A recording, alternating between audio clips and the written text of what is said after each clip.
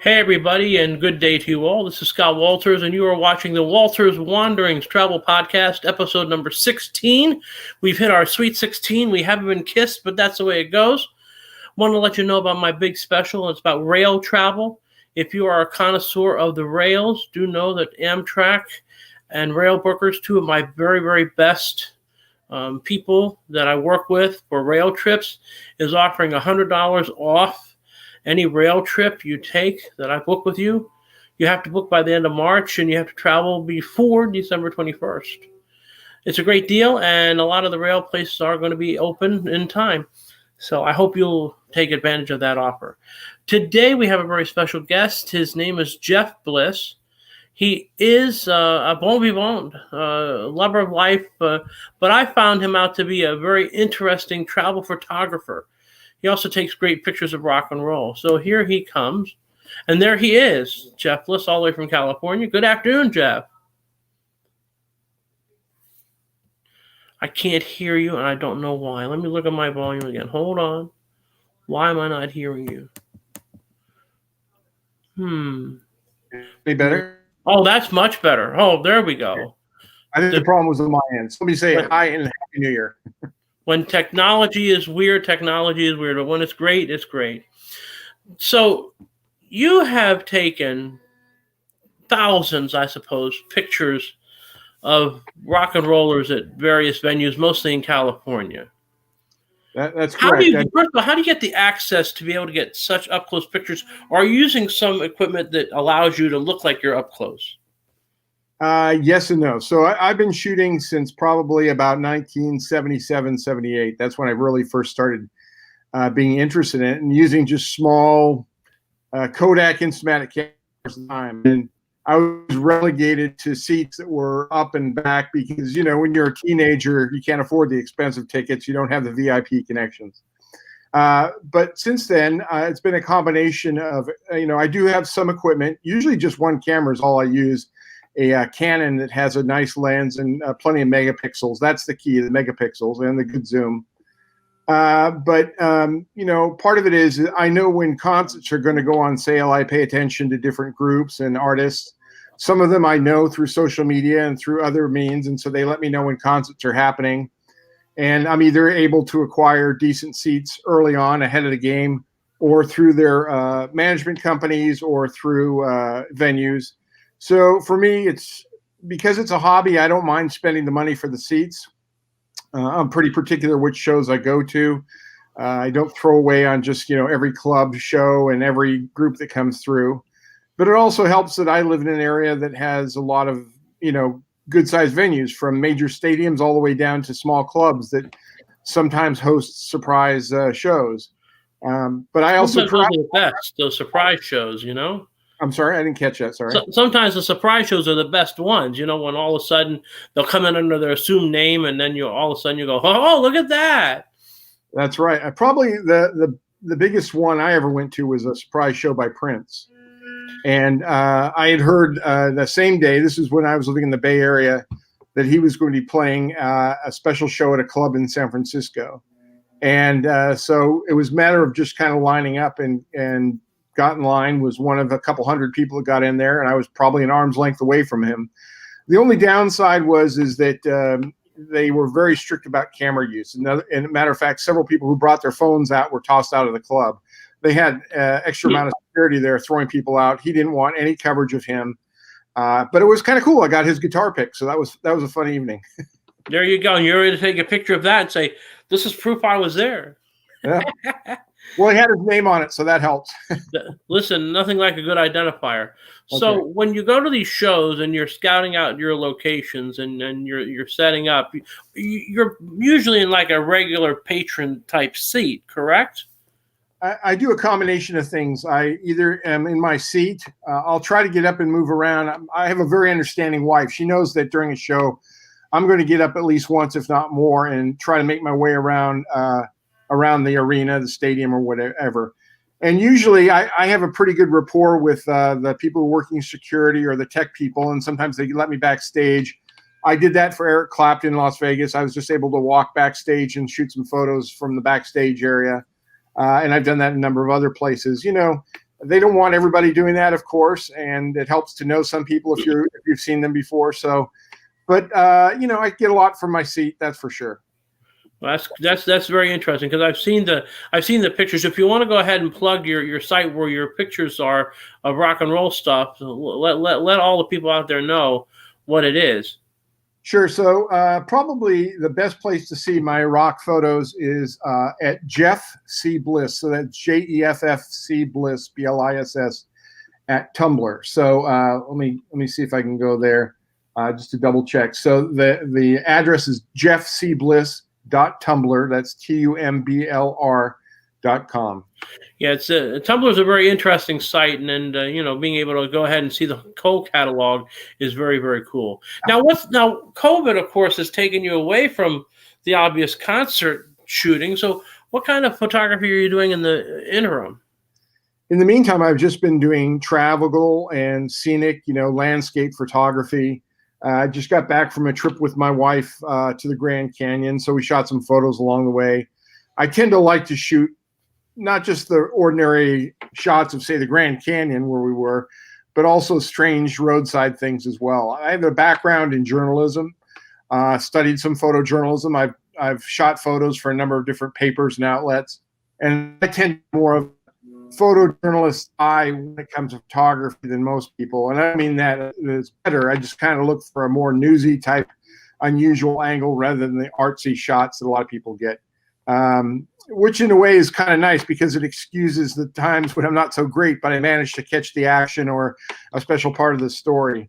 So that's why I tend to like to get some of the offbeat, out of the way things that other people aren't shooting. Other people are shooting up to these, or setting up for these beautiful shots of trees and sunsets, and I just kind of happen to get those if I'm lucky. I'm usually looking for interesting human interest type stories. Well, sometimes those kind of pictures can be as artsy as some of the ones that we are considered artsy.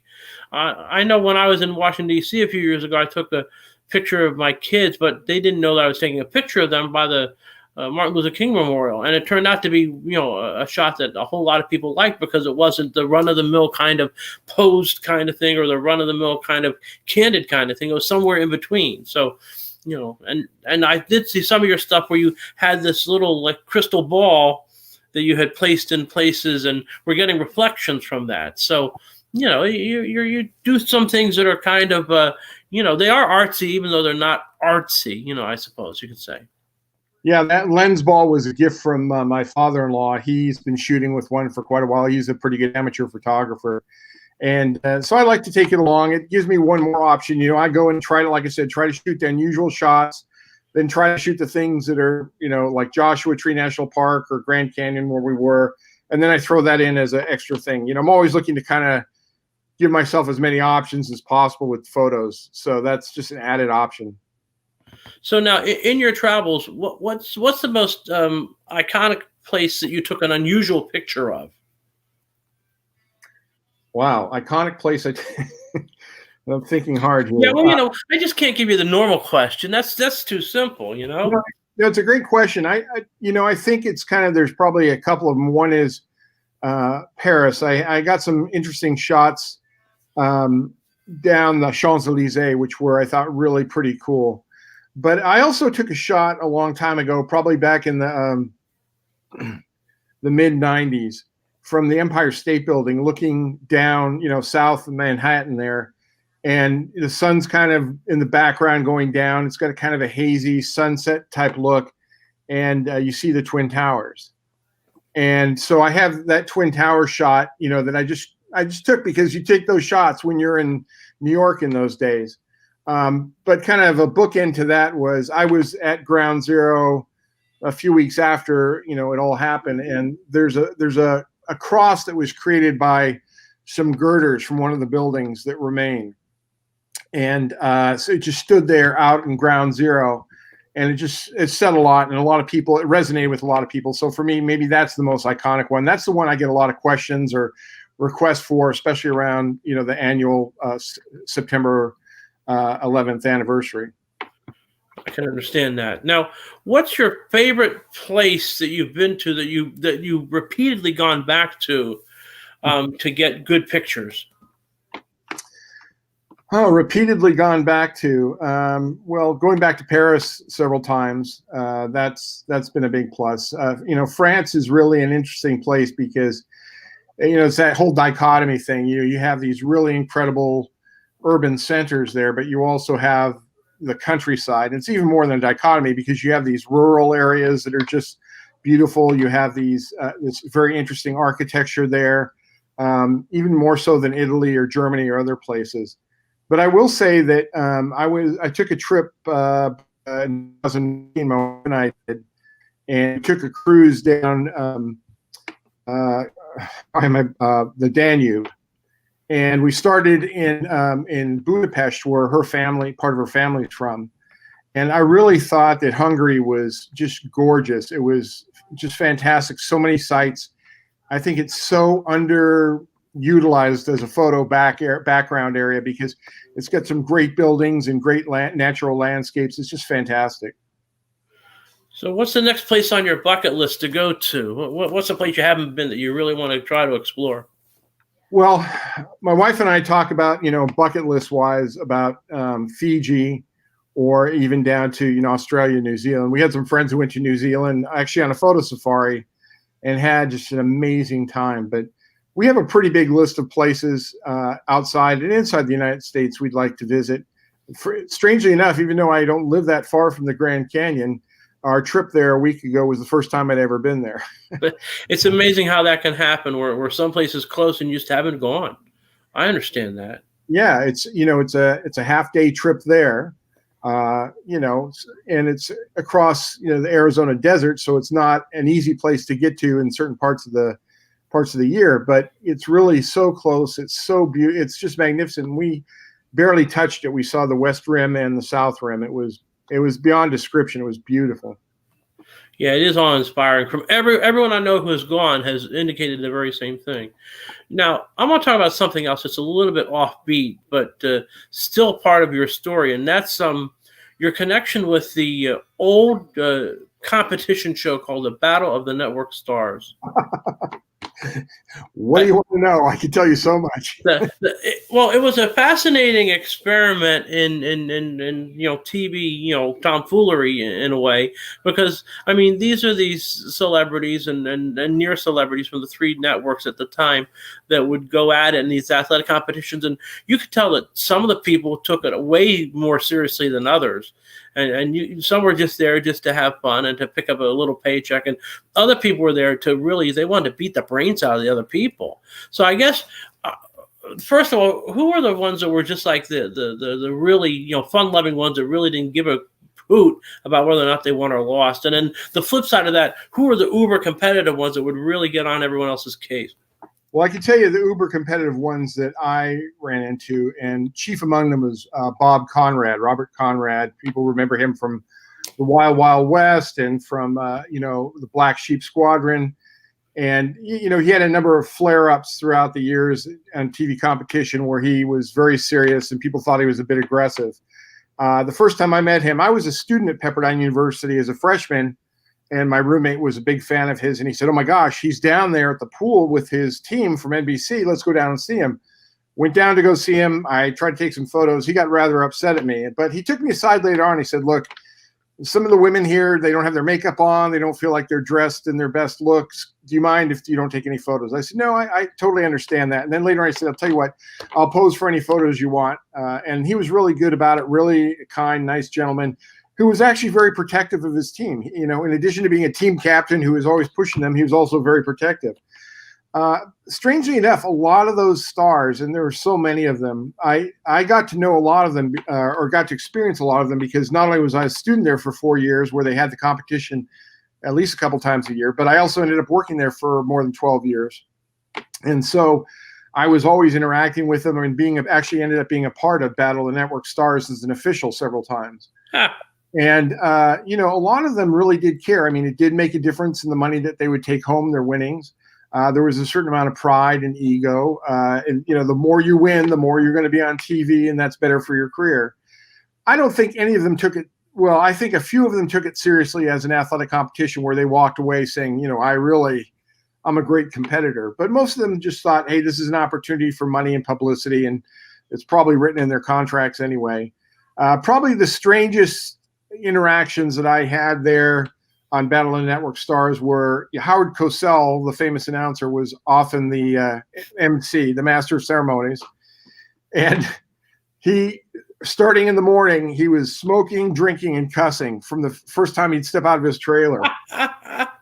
And it struck me early on because, Pepperdine's a dry campus. There's no alcohol there. And to see this guy walking around with a double scotch or whatever it was he was drinking, cussing his head off, it was kind of surreal. But, the other one, I interacted with a few different stars, athletes, whatever you want, competitors, who, after a while, they just forget that you're there and they have conversations with each other of a very personal nature. And I would never say who it was. They were speaking, thinking that they were in a safe place. But they talked about some very personal things about their lives. And I thought, wow, if I was into being a gossip columnist, I could probably make a lot of money right now. Sure, and there's no doubt. So I was going to mention two other things. One was the famous baseball pitcher Bob Gibson, who recently passed away. He was one of their their marshals, the guy who supposedly was the pro athlete. Brought some credibility to the events, and stood there with Howard Cosell or whoever it was, talking about hey, this is a great competition, and we got to get out there and win.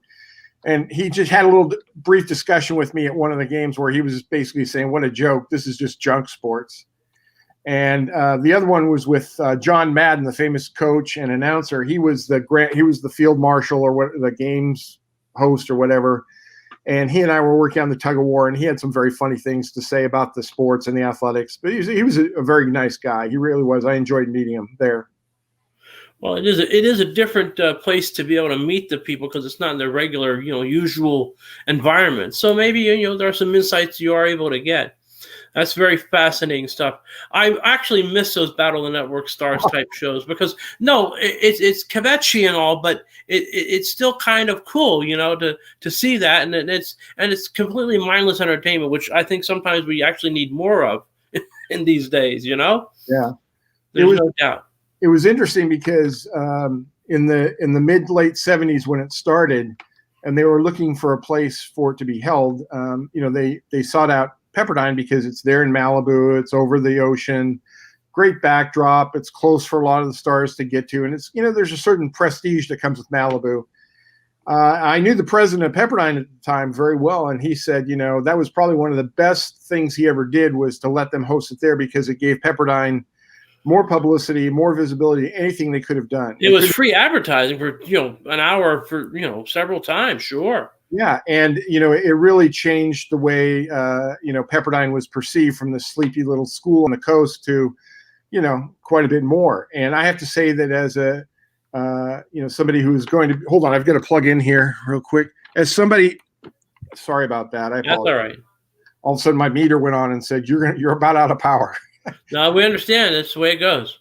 But I remember watching it as a kid and going, wow, what a beautiful place. And when I had the opportunity to apply there, that definitely stuck in my mind.